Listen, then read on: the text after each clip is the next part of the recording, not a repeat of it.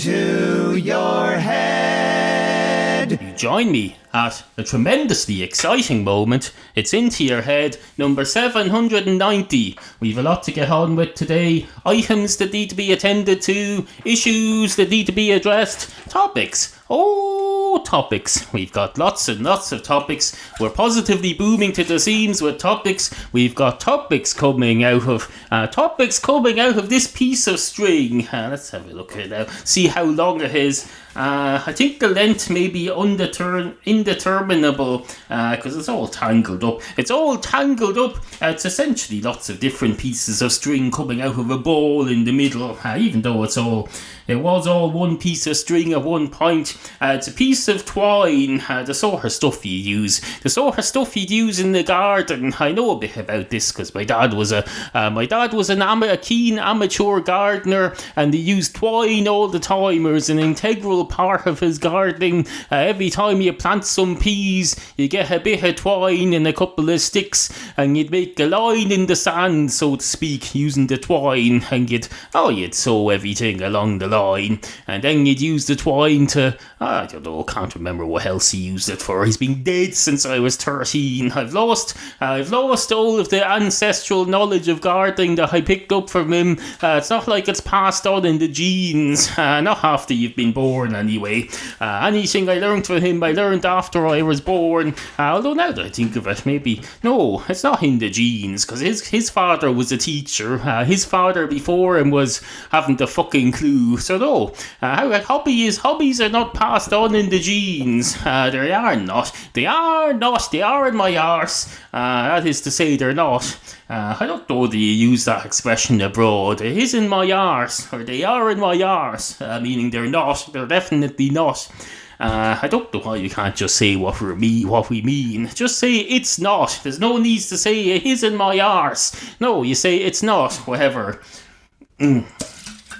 But no, we said we have to start this confusion. We come up with these terms that cause confusion, and we bring the rife of the world down. This is why ISIS are coming after us all. ISIS are coming down us like a ton of bricks because they don't like the way we talk. We say things like arse, and we watch crude television programs, and we read comics, and we do all sorts of other childish and extravagant things. That's why the terrorists want to come and get us. They want to come and ram their guns and their bombs down our throats, and they want to say, oh, do you like having stuff rammed down your throats? Now you don't. You do not. You like it when it's in a porn or something, or when it's in a burger store. But no, you don't like it now. You do not. And that's the great lesson they're trying to teach us. Of course, we're not going to let them. The last thing we're going to have is have terrorists teaching us a lesson. You don't learn from. It's the first rule.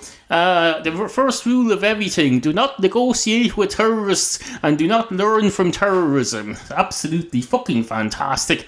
Anyway, hello and welcome to the show.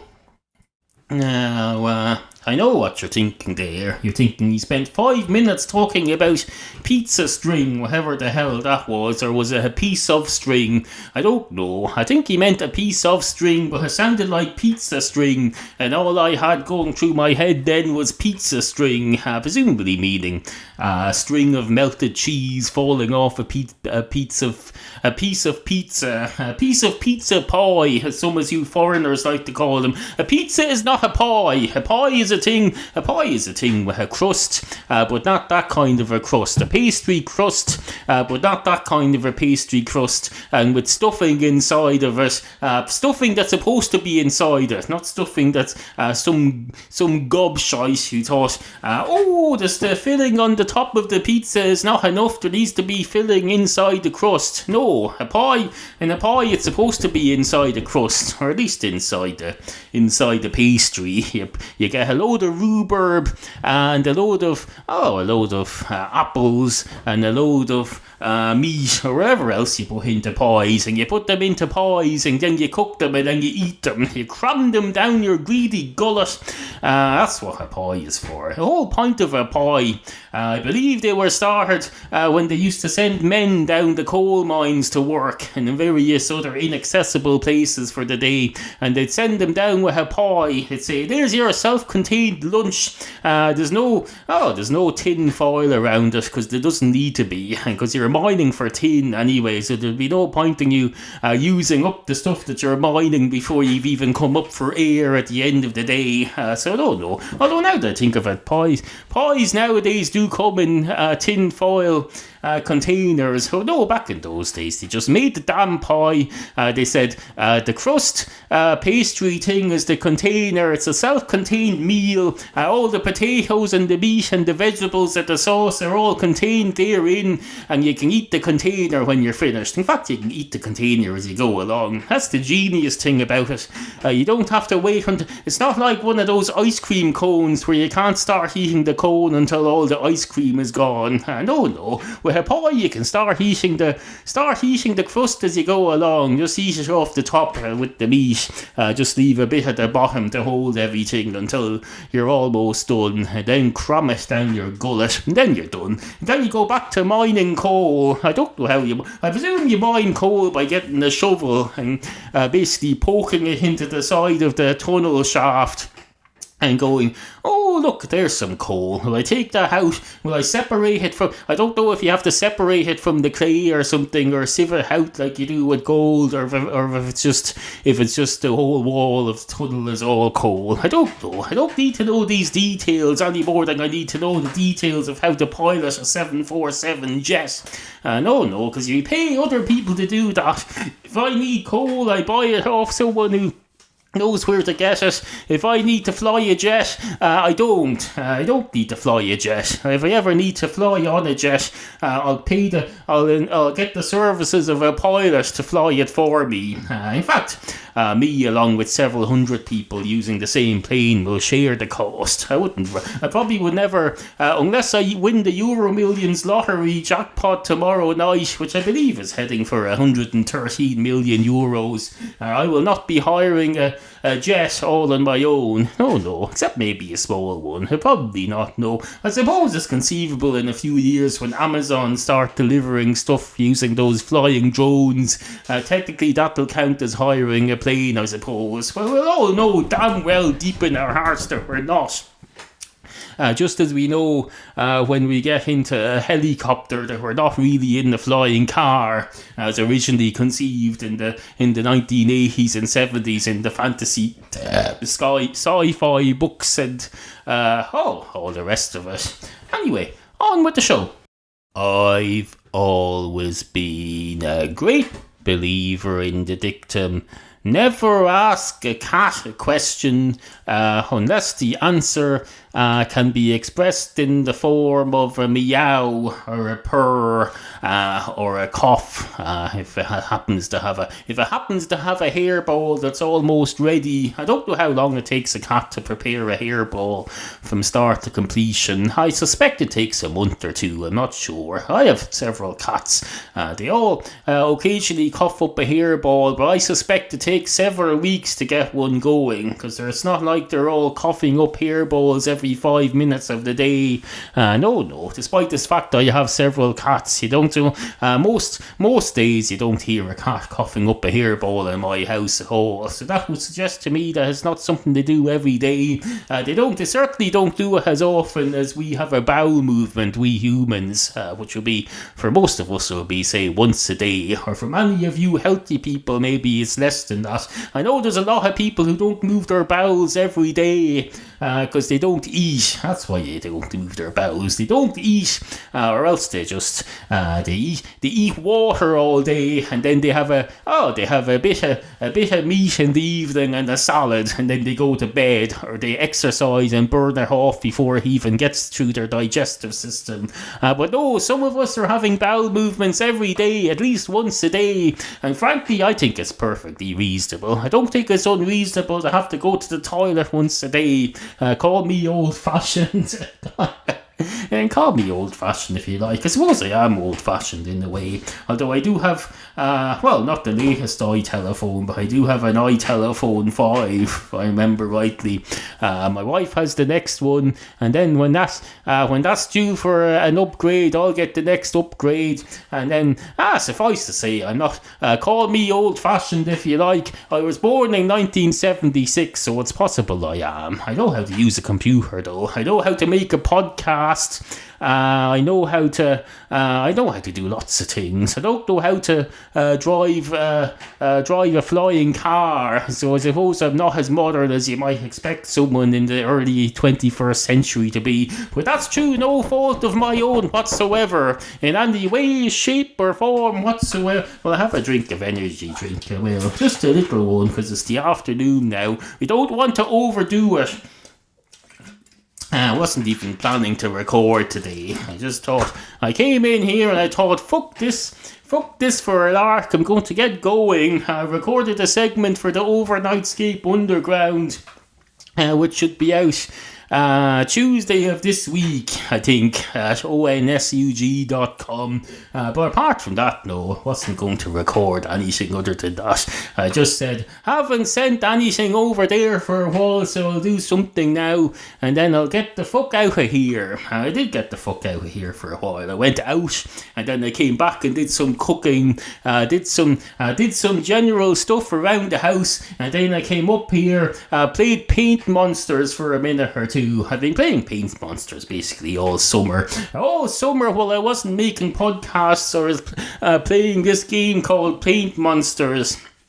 I'm up to level 603 now. I've never been up to level anything of anything. I was never a game player before. I never got into the hundreds of levels of anything. I get to around level 3 and then I say, fuck this for a lark, I can't figure out this shit.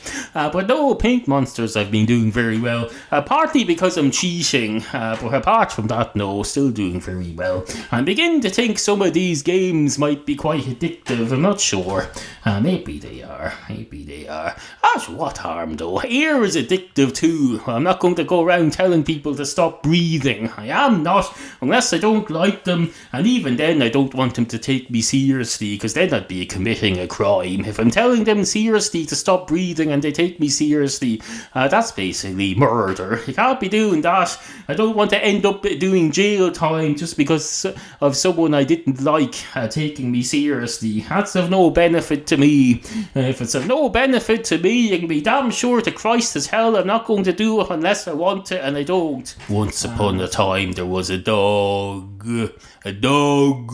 Now, I used to enjoy saying that sentence. I used to just say it randomly during the show and then start a once upon a time there was a dog story. But all the fun of it has temporarily gone out of it now, because I have a new system whereby I can't listen to myself in my headphones while I'm talking, and can't admire the deepness of the sounds and how me saying dog sounds in my ears on my fantastic recording system. Maybe I'll come back to that in the future, but no, at the moment it's lost all joy for me. Saying once upon a time there was a dog does nothing for me, because I can't listen to him. I have a new system whereby I can't listen to myself because I'm on delay by a millisecond or two, and it's too confusing. It's like hearing an echo, so I don't hear myself. Suffice to say, so there was still once upon a time, there was still a dog once upon a time. The past doesn't change just because the future has changed, so make sure we know that. We learned that from Back to the Future, or did we? I'm not sure if we learned anything from Back to the Future, but we all know damn well, to sure as Christ, that when all these people come on Twitter, as they do every month, and say, oh, this is the date on which Marty and what's-his-face did such a thing in Back to the Future, this is the date on which they did something else. There was another one of those last week. We don't learn anything from that. We do not.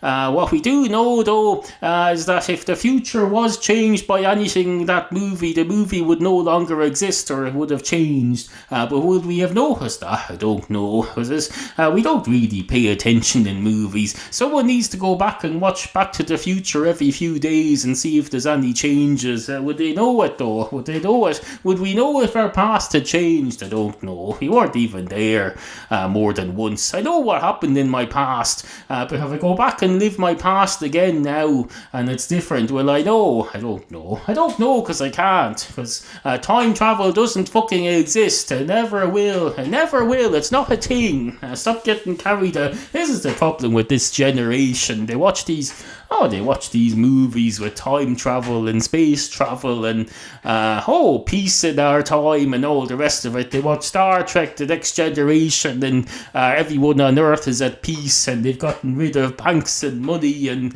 cat murders and burglaries. Everything's perfect, and they say, that's going to happen now in a few hundred years' time. What's the setting? 2162 or whatever it is.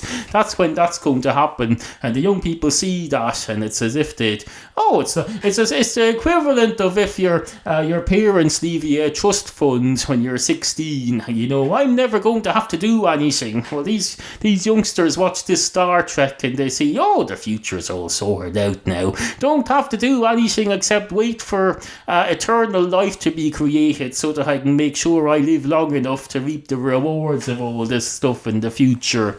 Of course, there's nothing they can do about that because they're too lazy. They didn't go to medical school, so they can't go and do anything about longevity. So as a result, our young people are stuck in a rut where they can't do anything about anything. They're frozen there like bunnies looking at, like deer in the headlights. Not bunnies. I don't know why I said bunnies. I meant deer. Deer in the headlights. We don't have very many deer around where I live, and I don't drive, so I don't really think of that too often, so I just thought bunnies. Do bunnies have headlights? No, they don't. Are they affected by headlights in any way? Possibly. I don't know. Last time I saw a bunny, I think it was one of my cats brought it in. Anyway, on with the show. Or rather, no. Anyway, good morning, because we're going to end the show now. Make it a short one and put it up, and then get on with our lives. Absolutely fucking fantastic. Goodbye. Into your head.